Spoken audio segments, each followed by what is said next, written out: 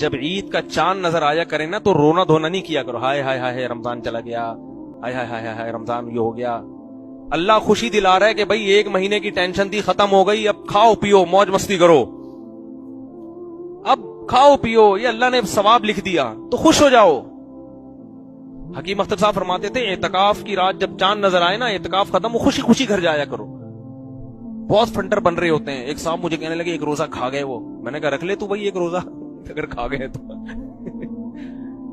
کل رکھ لے دوبارہ، تجھے کس نے منع کیا؟ عید کے بعد ایک رکھ لینا. نہ رکھ رہا ہے، بس ایسی بات. چاند نظر آئے بھائی خوشی. تو اللہ نے تو روزے ختم کر دیا، آپ اللہ سے آگے نکلنے کی کوشش کر رہے ہو. اسی وجہ سے عید کا روزہ کیا ہے؟ حرام ہے. اور ہمارے نبی عید کے دن عید الفطر میں صبح کھا کے آیا کرتے تھے، حالانکہ آپ ناشتہ نہیں کرتے، لیکن عید کے دن پہلے کھاتے تھے، یہ بتانے کے لیے کہ آج ہمارا روزہ نہیں ہے، ہم پہلے کھائیں گے.